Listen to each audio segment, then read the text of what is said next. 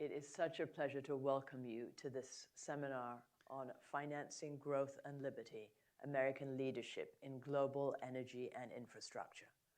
We are honored to have with us today Mitch Silk, the author of a new book, A Seat at the Table, which describes his career in politics and his solutions to many of the problems facing us today, including financing energy and infrastructure.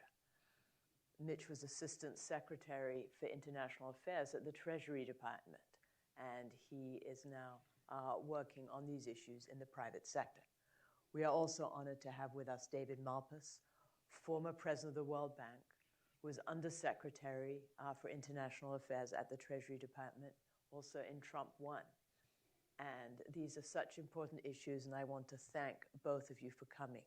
And I want to welcome our online audience. I understand there's 350 of you, and if you have any questions, just put them in the chat, and they will be relayed to me on this new 21st century device, and I will be able to ask them to our panelists. Well, why don't we start with you, Mitch? We have a fundamental problem that here the West wants to be having more control, more influence in emerging economies, in African countries and Latin American countries. And we see that the Chinese are getting ahead of us, that China is able to offer packages that we are not offering, and other countries are taking them up on it. What can the United States do to counteract China's influence? Dinah, let me start by thanking you so much for giving me and David as well a seat at the table here today. To answer that really great question, I would rewind a couple of years to 2017, to the beginning of Trump 45, where we and the world were confronted with the same situation of Chinese dominance throughout the emerging markets, providing, in the area of energy and infrastructure, substandard commodities, projects that maybe were not appropriately cited or sized for the growth of a particular country. David and I and others at the Treasury Department looked in the round at the globe, and we started with the Western Hemisphere, and we formulated a program which grew into a 10-agency whole-of-government approach called Growth in the Americas, which was simply put to provide a good, viable alternative to what the Chinese were doing. And the way that we did it was to approach friends in the region, offer them our thoughts on how they could grow their energy and infrastructure sectors, help them identify good value propositions that were impactful, and most importantly, assist those countries bring projects to the table in a manner that would satisfy the private capital markets. Let the private capital markets function, and let private capital, as opposed to government capital, meet the needs. And what we found uniformly across the region, and when we went to Asia the same, and when we went to the Middle East and Africa the same, was that virtually every country that we met, the first question out of their mouth was, where have you been with these great alternatives? We ended up signing 13 formal agreements in the Western Hemisphere, 7 in Asia, and we had another 20 informal engagements globally that were providing excellent alternatives to the Chinese model. David, what do you think? Have we been successful then with this? Can we step back and say we have done it? What else do we have to do? No, we can't say that. Don't declare victory. And the problem is one of lack of infrastructure in much of the world. So the U.S. and some parts of Western Europe have a lot of infrastructure, but in much of the world, there's not enough. And there's not the techniques to actually build it. So China offers their model. My view of this problem is not so much just pushing back on China. It's actually getting projects done in whatever way that they can be done. So, and this we confront with the supply chains for critical materials. So let's say we want to not be as dependent on China for that. what steps do we need to go through in order to enable actual alternatives in that area. And it takes a whole of government if we want to do that, but it's more intensely the private sector from the standpoint of skilling, of resources, of financing. Now, the U.S. has these big strengths, so I think we don't want to lose sight of that.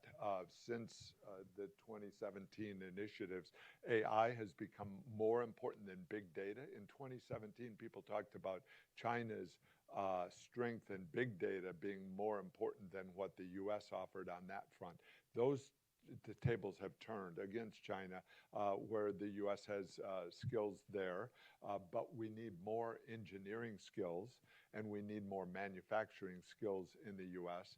And I think we need really new thinking on permitting in order to actually have energy infrastructure. And let's not stop at just energy.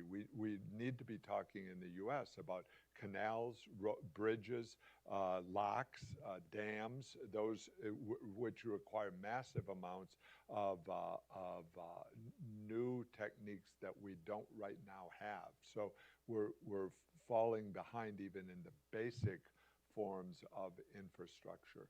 So lots of work to be done. And I think part of that is the infrastructure initiatives that the U.S. could take abroad. Let me summarize, very important is that we recognize the strength the U.S. has in contract law, which China doesn't really have. Its contracts, it works around contracts, whereas the U.S. and the rule of law works through contracts. But we need to have those be transparent and standardized, because then we can really apply our massive advantage in financing over China. So that was a chunk of what we were trying to do: identify cash flows and earnings of existing assets that could be freed up from state-owned enterprises across initially with Latin America, across the Americas, free up the streams of cash flow so that they could be securitized, and that would allow more infrastructure in Latin America that was not China dominated. On that grounds, we aren't making progress. What's to stop in terms of contracts? China offering a little apartment in Shanghai to one of the African or Latin American leaders in return for a contract. And this is something that we cannot fight against in the United States because we have certain laws forbidding us to do that. It's your quintessential level playing field issue, Diana. And really, there are two dimensions of that. One is the candy, the goodie, in the form of corruption, which is unacceptable everywhere. It must be, but it unfortunately is not. I think the more interesting and deeper part of anti-competitiveness, of lack of playing field or respect for lack of playing field by the Chinese, is their subsidies that the government provides on the side of finance. Every single export credit, every developmental dollar is subsidized for the Chinese developers pursuing projects abroad, to the detriment of anybody, not just American developers, American competitors, but anybody that seeks to compete against the Chinese. Right, you can see this with their car sales in Europe. In the UK, they're selling a Dolphin surf car. BYD is selling it for about $21,000. And you know that has to be subsidized. I mean, they spend probably as much of their budget on subsidies as we do on providing Medicare and Medicaid. Whereas in China, you cannot walk into a hospital if you don't have cash or insurance. You can here in the United States, but their money goes on subsidizing and undercutting our efforts. And, you know, one of the focuses of the work that we did throughout the world to counter those subsidies was to walk into our friends, whether it was in the Western Hemisphere or in Asia Pacific, Africa, the Middle East, and say to them, we want to provide you with a good alternative. We'd like to assist you in standing on your own 2 feet. And we would come up with solutions. We would craft and design solutions that relied heavily on the private capital markets to assist countries like Ecuador, like Panama, refinance their way out of burdensome, unsustainable Chinese debt through just a little bit of financial ingenuity. It wasn't really that difficult. We had a great example in Panama where we assisted the Panamanian energy utility, Atesa, refinance a couple $100 million, about $360 million of short and medium-term expensive debt with a 30-year bond that ended up saving the people of Panama about $60 million. And we did the same thing on a much larger scale in Ecuador by just simply using simple, basic financing techniques, private capital market financing techniques to allow them to stand on their own 2 feet. Let me jump in. I started in the middle, but I want to say thank you to Diana for this panel. But thank you very much to Mitch for his book, Seat at the Table. So we're presenting that. There's his book. Congrats on doing a book, and congrats on telling your story within it. And with Mitch, as Diana knows and many people know, there was a unique asset, a deal lawyer with huge experience, decades living in China, fully fluent in both Mandarin and Cantonese, as I saw firsthand in our negotiations, and then with an interest in making America successful in terms of its infrastructure and outreach. And that was a package of skills, and great that you put it in a book. So as we think about this, the challenge facing smaller countries is they're loaded up with China debt already and with no way out. And so that leaves them perpetually dependent on China. This is going on across Africa. So I think we want to do 2 things. One is free up some of the assets. And let's be specific. If a developing country has an asset where people are actually paying their bill, that might be in the transmission and distribution of electricity, that becomes a saleable asset for private sector finance. That then frees up the local bank or the local fund to make new investments in the country. So in that way, you can help the country by off-taking some of the assets. That was done in Panama with success, in Ecuador, and I think can be done in more countries. And that means I think it takes deal lawyers to make progress on that, and we should push harder on that. Completely agree. How did it work at the World Bank when you were president and you were undoubtedly in competition with China for making loans to many of these emerging economies? Well, one of the problems, and then I want to come back to projects because that's where we want to go, but is the legacy debt, meaning the existing debt on poorer countries includes and is heavily debt by Chinese state-owned enterprises, also by the IMF and the World Bank themselves. So, and this is applicable across the debt restructuring initiatives in Africa. So we worked hard on Zambia and on Ghana, on Chad, on countries that had over the years taken on too much Chinese debt. And it's going on even today with Ethiopia and with Senegal and with Kenya, where the debt is more than the country should be holding. So one of the big initiatives that I pushed forward with was debt restructurings of existing debt, which then could free up space for new infrastructure initiatives like the one we're talking about. But the problem has been that's been thwarted by the international financial system. So basically, China is getting paid on almost all of its debt in a very favorable condition with the support of global financial institutions. So that means that the problem's not getting solved. Mm-hmm. That's the G20 Common Framework. That's the Global Sovereign Debt initiative that are not working.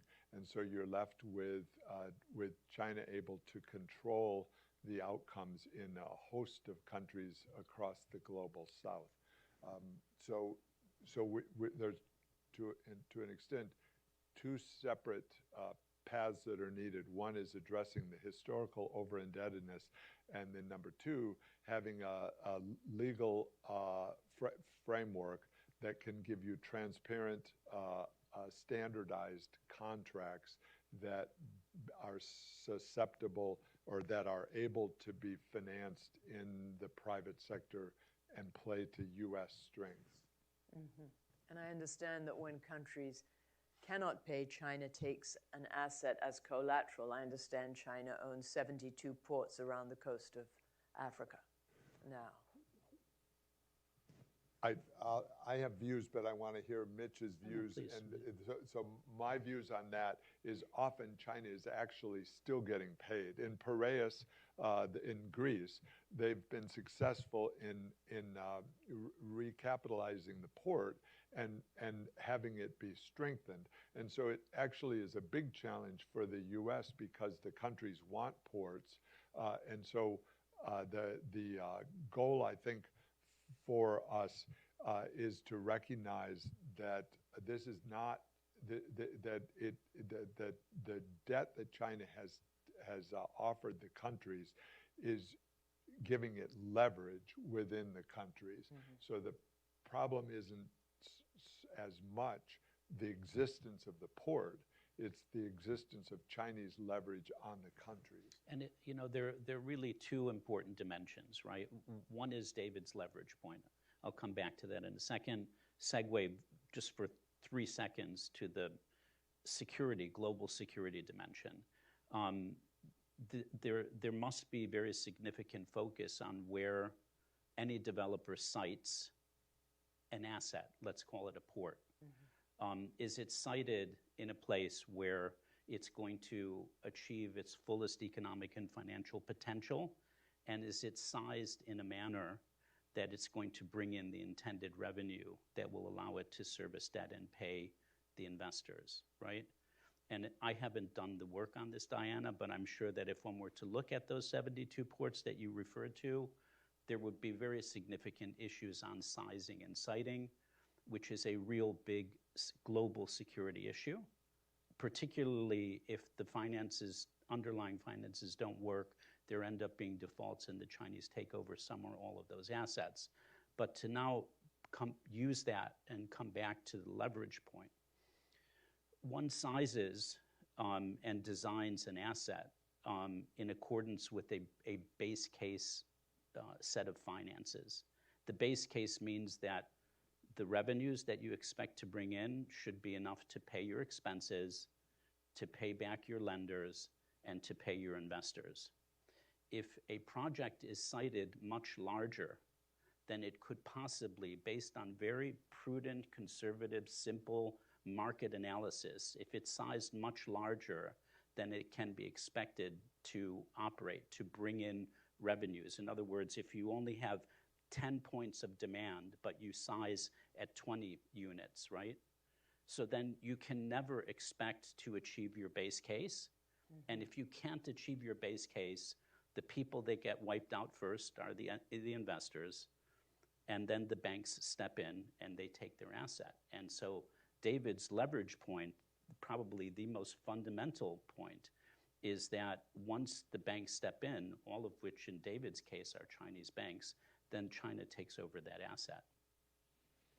Can you both say, before we open questions to our online audience, could you say a little bit about the AI revolution? Because AI has made it even more important to have these critical minerals partly under the control of the United States, for us to have access to them. And also, this is influencing jobs and assets all over the world.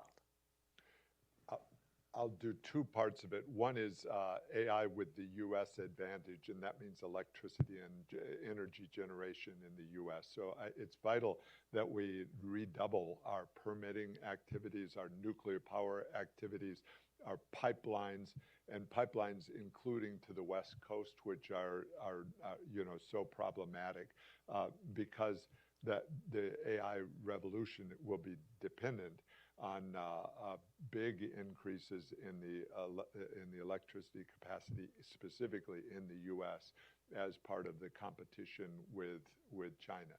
And then as far as on the other side, the usage of AI is a huge advantage for free societies because they can allow the full range of thought. And so China's at a disadvantage in using AI.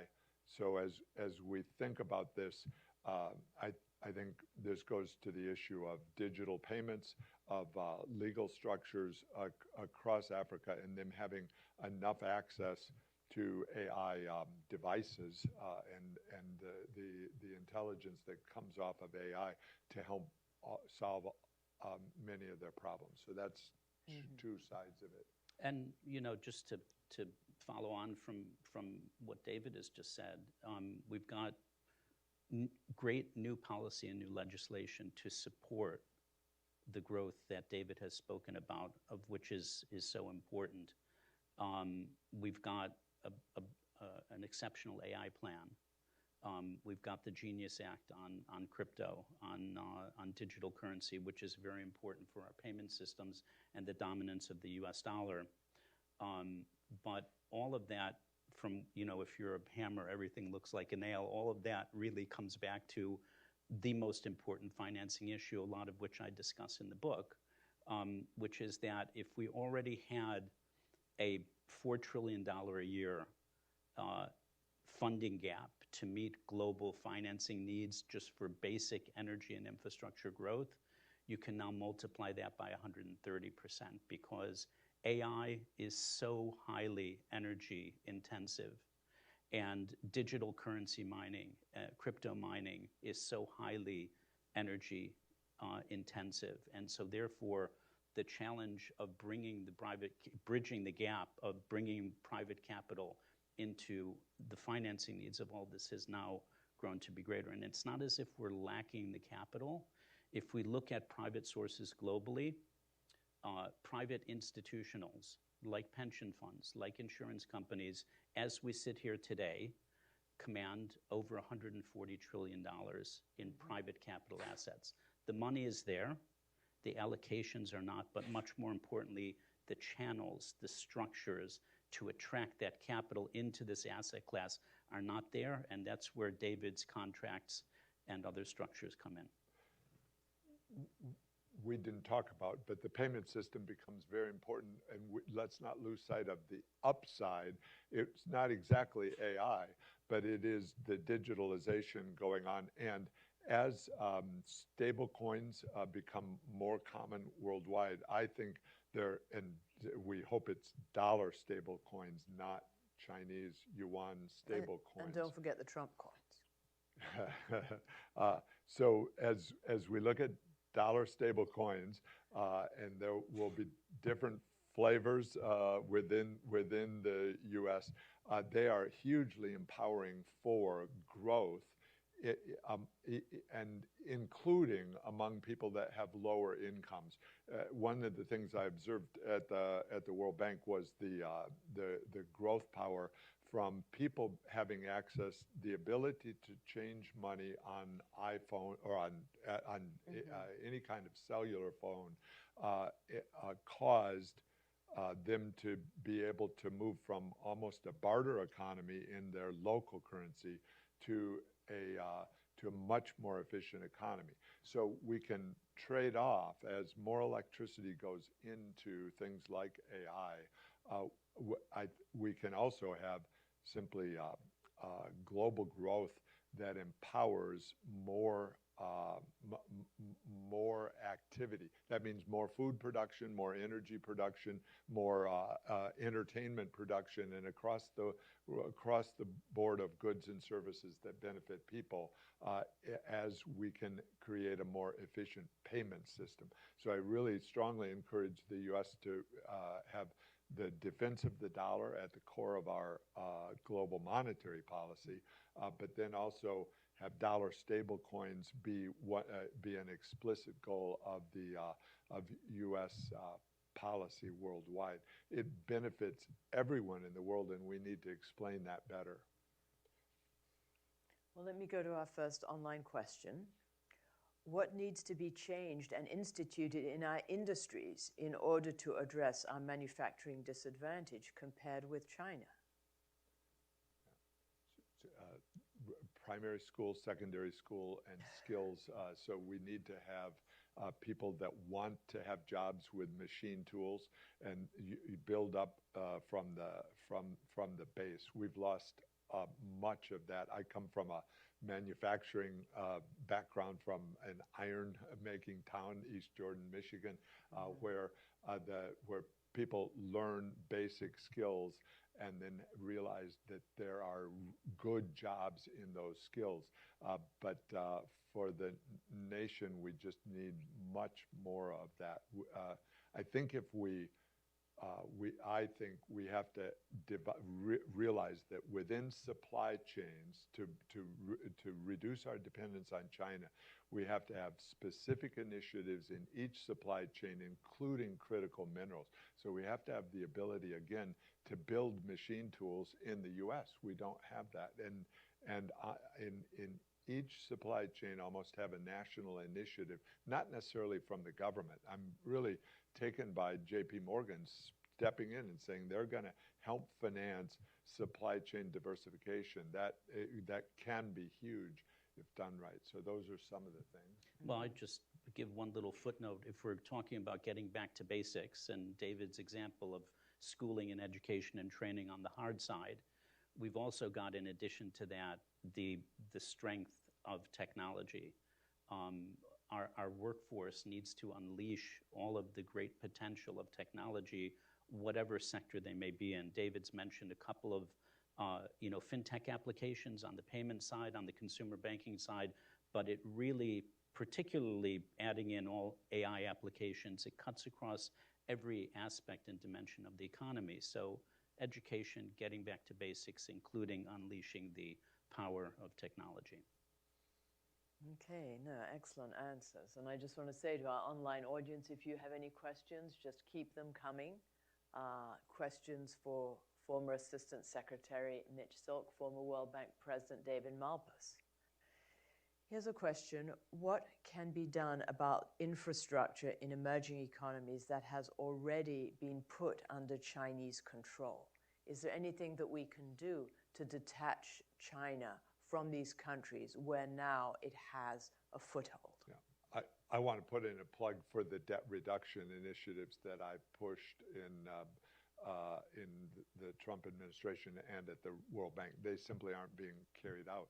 So China is maintaining control of infrastructure because the countries end up paying the full ride. That's in Kenya. They've just swapped their dollar debt into yuan debt.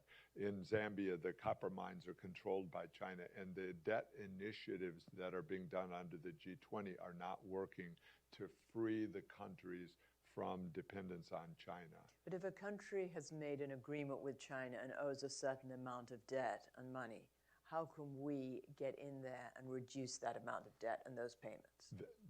That is the purpose of, as the country runs into crisis, as Zambia did, then it's incumbent on the international financial institutions and the U.S. and the Paris Club to find debt reduction that allows the country to escape, to reset itself.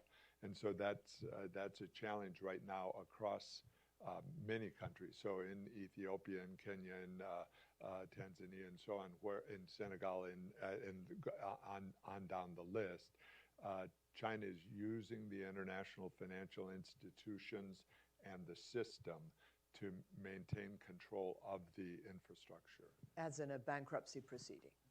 Yes. Similar to that. So in Ecuador, they had locked up their oil exports with contracts with China And shrimp. And shrimp. and shrimp.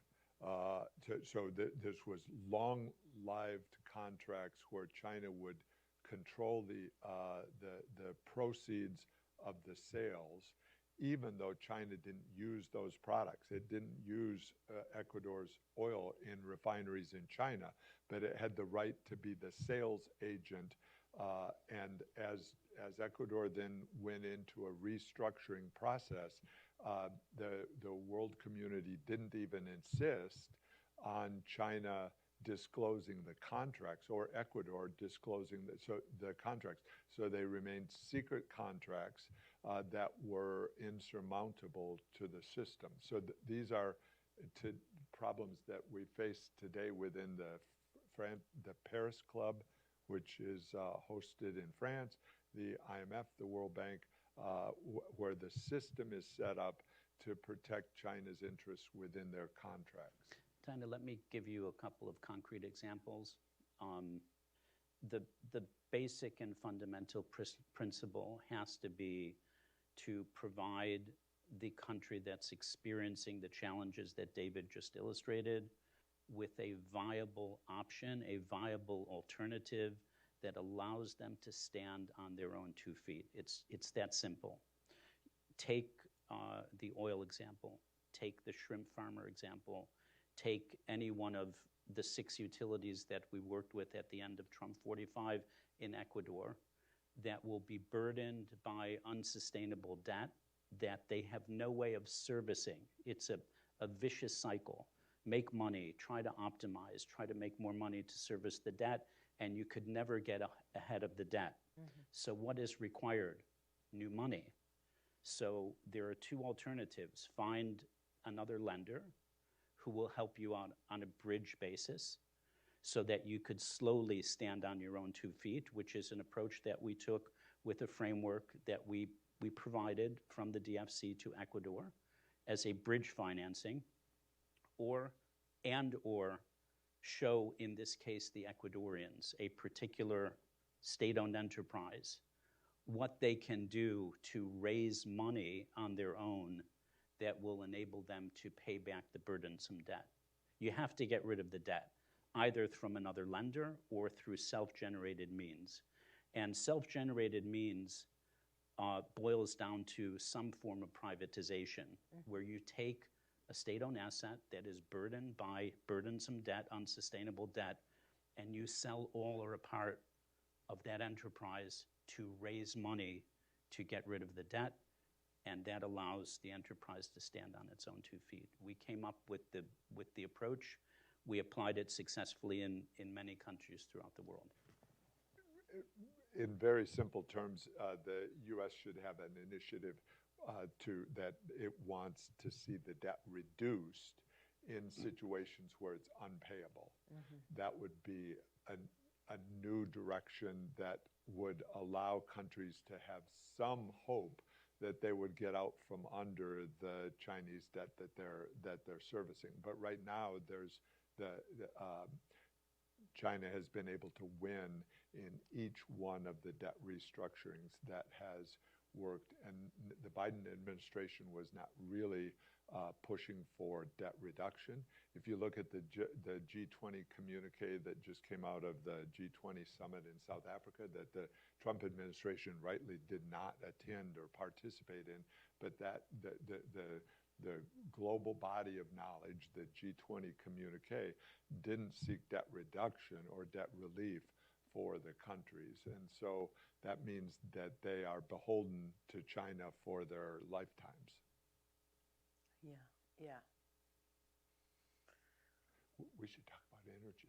Yes, we should. Energy, as you know, I direct the Center for Energy, Climate, and Environment, and energy is one of those things that powers economies. No country has done well without its own supply of energy and with a flourishing fossil fuel sector.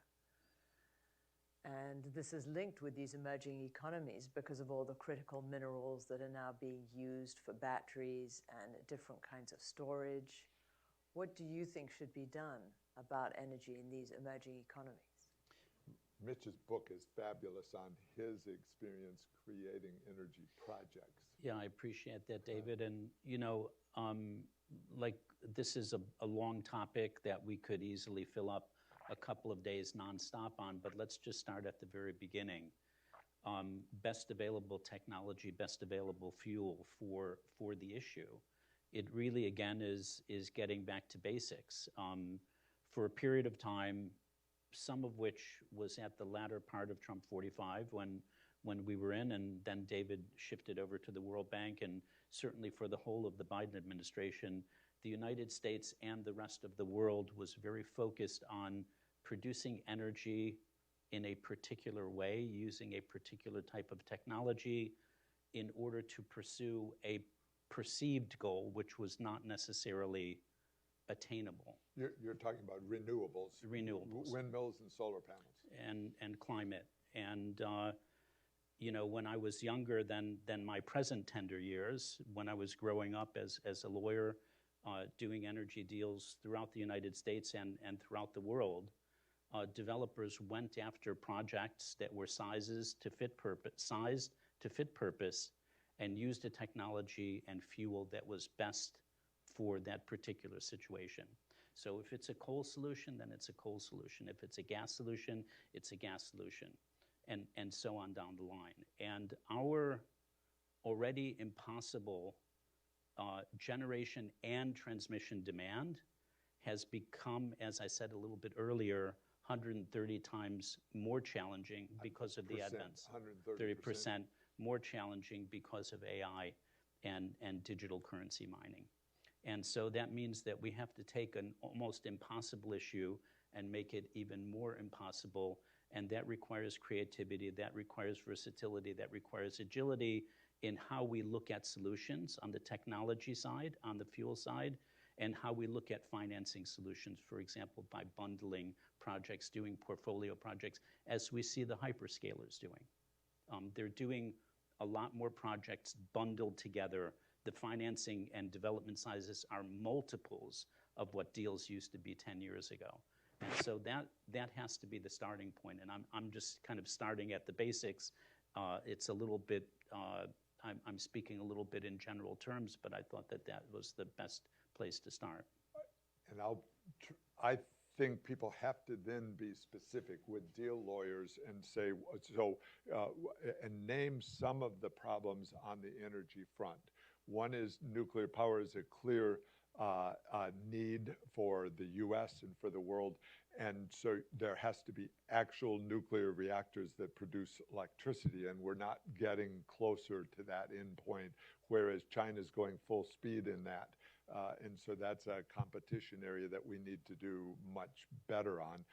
The illogic right now of the world, Japan has its nuclear reactors still largely closed from the Fukushima crisis. Remember how bad that crisis was. They were using an old reactor that was sited at sea level with the fuse boxes in the basement. And so as a tsunami came, it flooded the fuse boxes, and the reactor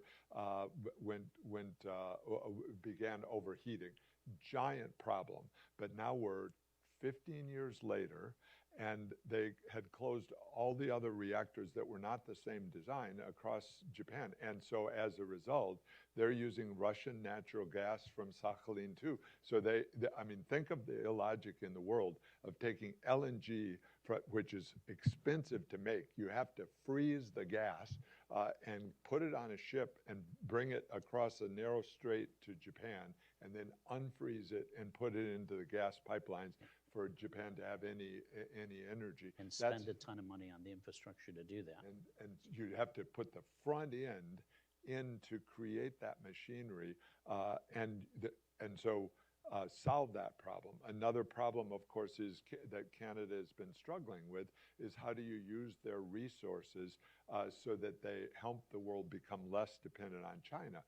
But they're hamstringing themselves with the environmental regulations with regard to pumping stations for their oil and gas industry. And so you've got this giant resource in the free world that's not really being used effectively. They're proud of their hydropower and should be, and that's helping provide electricity for the eastern United States. But there's much more that can be done there, and across the U.S., of course. We have this bottleneck of Houston, the U.S. energy, the amazing amounts of U.S. energy production, all having to be channeled through Houston and then pass through the Panama Canal to get the energy to Asia, which is an incredibly costly use of the water resources in Panama. So, and you know, we could go down, and I think people need to go down the 5 or 8 major problems in the world that are right now not being solved. And you know, if we look at the immense need for new capacity, both on the generation, transmission, distribution line, it takes a very, very long time to permit a new project. It takes a long time to put into place land arrangements for a new project. It takes a lot of time to permit and arrange land for the critical pipeline capacity that David just referred to. So critical. And so those issues probably are end of short-term, certainly medium-term and long-term issues. And so while we are grappling with those and coming up with good solutions, including nuclear, including others, we have to focus on our existing footprints. We've got a ton of coal-fired capacity that already exists, some of which is being decommissioned. Those plants could easily be refurbed. They have their land, easy enough to extend their permits. We have a ton of old gas generating capacity in the United States, gigawatts on top of gigawatts on top of gigawatts that can easily be refurbished to be more efficient, to cost less money to run, and to provide reliable power for when it's needed here and now. So I would say that putting together portfolios of refurbished fossil fuel projects, coal and gas, to meet an immediate need, which is going to become our biggest bottleneck in growth over the next decade. And the AI revolution is really spearheading that. I mean, we found that 3 Mile Island was reopened because of Constellation Energy and Microsoft requesting that. We see that gas providers are providing behind-the-meter supplies for these AI data centers. They say, you know, we're going to locate here. How much gas can you give me? So the gas, it's really getting spearheaded by AI, which many countries look on as a national priority, and so they're willing to speed up the permitting process, which needs to be speeded up throughout, but AI is really making people take a second look at this. Well, we have a question here.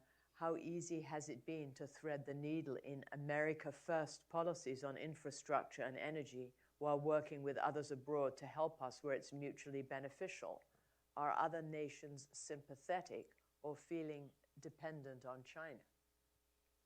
Well, America First, as we've heard so many times, doesn't mean America to the exclusion of others. And I would give you kind of two aspects of this answer, Diana. One of them is the reality of how energy systems work. No man is an island. Mm-hmm. The upstream, where the energy is created, the midstream, how it's moved from point A to point B, and downstream, where the energy is actually used. From the standpoint of implementation and financing of a project, all 3 of those points are interlinked and interconnected. And we see tremendous use and tremendous value and tremendous synergy working with our partners throughout the world in order to exploit the strength, the wealth, the power of U.S. energy as embodied in the energy dominance policy of the president, right? And so let's give the most recent concrete example. And David and I worked on projects exactly like this during Trump 45. DOE worked really hard recently on an arrangement with Greece. I think it was signed a week or two ago. To arrange a couple of long-term LNG contracts. What does that do for Greece? You said about, America first. So is it America first that America is selling its LNG to Greece? Well, the answer really is no, right? Because the upstream is here. We benefit. Our producers and sellers benefit. Our midstream benefits. But once we sell that energy to Greece, that energy allows Greece to achieve its fullest potential using that gas, manufacturing industrial base-wise. And in addition to that, it creates industrial and capital investment opportunities that must be put in place in order to exploit that gas in Greece, because, as David pointed out a little bit earlier, in order to use the gas, you need a receiving terminal, and you need the downstream. And those are propositions under these contracts of $1 billion to $2 billion in investment in Greece. Right. So is pursuing America First energy dominance exclusively American? Well, because of the value chain, the economic value chain, the answer actually is not. It's good for everybody. Right, and also we have so much natural gas, and there are people who are concerned that if we did not increase our exports, then the price would just go so low that producers would not find it worthwhile getting it out of the ground. I think we don't have to look for conflicts within the policy. We have to recognize the abundance is available and can benefit. And so going full speed toward more abundance within the U.S. Then also shows the way and provides excess that's available for the world as well. One, you ended the question with the point of China. Is China winning on this from the PR, from the public relations standpoint? I don't think so. The world is patient with the U.S. and looking for us to provide that abundance. That's leadership in the U.S. But there is a concrete problem, and it's felt throughout Mitch's book, is the finance problem. What China has done is steal the march in terms of manufacturing efficiency. And within economics, we use the concept of economy of scale, that if you become the big producer, you're able to add productivity faster. And China's done that across the manufacturing sector. And so it's going to be very hard for the world to quickly work away from the dependence on China. So I think what we are doing, and Secretary Bessent has talked about it in these terms, of finding areas where we can move away from dependence, recognizing that we can't do it across the board. China's going to remain a dominant manufacturer for a while into the future because of their economy of scale, because of their size and their subsidies that Mitch was talking about, the way their economy is structured. So we have to work extra hard to create new technology and new advantages from the U.S. side. We can do that. And one that I've mentioned is defending the dollar and having the dollar be the dominant basis for digital currencies and digital payment systems is a giant new advantage that the U.S. can lock in and really allows full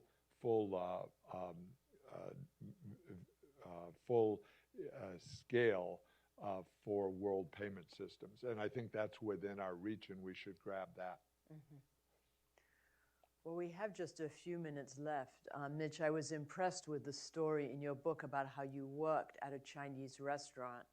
And we have a lot of young people in our online audience. Can you give any lessons from when you worked in that Chinese restaurant and how it's led to your career and your current position? And then, David, I was going to ask the same for you, as if you have any You know, Diana, I really appreciate your asking that question because I'm dying to talk about it. I started my illustrious career in Chinese restaurants when I was 14, coming out of our family circumstances. I would like to say that I had it all planned out. I had it all gamed out. I planned on going to work as a dishwasher and then later prep cook and then later busboy and then later waiter because I saw that as the path to being appointed through this gentleman's efforts, Assistant Secretary for International Markets at the Treasury Department, and before that as the precursor of becoming a, somewhat successful lawyer in big law. Like that was the path. I would like to tell you that, but that's not the truth. The God's honest truth is that I started out in a journey at a place that my family circumstances required. And I had career progression after career progression after career progression that one might say simply was by way of happenstance. My Chinese language fluency that I got at the Chinese restaurant led to my going to a specific college, that led to my becoming proficient in Chinese law at a specific university, that led to my being attractive on Wall Street in law firms, that led to my being poached by a law firm that was opening up to do energy and infrastructure in China, which was so attractive to Mr. Malpass and Secretary Mnuchin. But to me, it was all providence. And that's one of the 4 Ps in my book, providence, and another one that's relevant to the younger folks listening is perseverance, hard work. And so I boil it down to providence and a lot of hard work and a little bit of personal touch, and going for progress over perfection, which are my 4 Ps. And that's the simple message that I could convey. Well, thank you. David, how about you? Well, I want to talk about Mitch for a moment. He's missing that he is a world-class chef. And the best meal I've ever had, I think, was in Beijing with Mitch when he ordered Chinese food at a Chinese restaurant. And we had the most miraculous things thanks to Mitch's skills, not only in Chinese, in language, but in culinary arts. So I want to echo, so my career has been like Mitch's happenstance and opportunity. So I grew up in the Cold War, and so Russia was the adversary, so I studied Russian, and that took me to Colorado College, and I studied Russian and went early on to Eastern Europe and to the Soviet Union. Studied at Moscow State University, and that then, as I worked through my career, had my interest in international affairs, which then differentiates you on a resume. And so that my first job in Washington was international economist, even though I had not studied that. But they look at the resume and say that, well, that might fit, and it did. So I then was opportunistic going through. So I think the lesson for young people watching here is, one is energy is really important, but 2 is on your careers, grab the opportunities that come. Don't feel like there's any fatalism or course that you have to follow. The opportunities will come up and you grab onto them. Well, no, these are really good lessons, really good lessons. Now, one final question. If there was one thing you could do to change our administration for how it would work in the better overseas, what is the one thing that you would do? What's the one thing you would tell President Trump to do if he were here in front of us now in order to help United States influence abroad? Let's start with you, David. Peace through strength means strength in the U.S., so I'm going to change your question. It's not so much what we do abroad, it's how strong are we here, and that means we've talked about it. Permitting, I've advocated a capital gains tax cut because we have so much locked up in unrealized gains because of the way the tax code is structured. People are waiting until death to get basis step up because the tax rate is above the Laffer curve in terms of capital gains. So I think I would go after that. with a reconciliation bill. I know that's not the answer, but that's a that good you're answer. looking for, but that's what I would do. How about you, Mitch? If you had President Trump here, what's the one thing you would ask him? Well, again, Diane, I come back to my analogy of the hammer and the nail. I felt that our little simple programming was extraordinarily impactful to help our partner countries grow through energy and infrastructure using private capital markets. It was a set of programming that sold itself and benefited not just the objective of the particular policy program, but many other objectives that were both growth and security objectives of the United States. I appreciate that this area of global infrastructure finance as a policy means was not at the front of the agenda in the beginning of the term, and I'm waiting patiently for it to come back to the fore. There have been murmurings coming out of state that there will be a set of programming 2.0 coming out, and so if the president were here right now, I would encourage him and Secretary Bessent and Secretary Rubio to move quickly in this area, because it's shown its benefits to the United States and all of our partners from the standpoint of growth, stability, and security. Well, I'd like to thank both of you very much for coming. And I'd like to encourage everyone to buy the book, A Seat at the Table. You too can find out how to start off as a waiter in a Chinese restaurant or a busboy in a Chinese restaurant and work your way up to the highest levels of power where you are doing deals on the international stage. Thank you very much.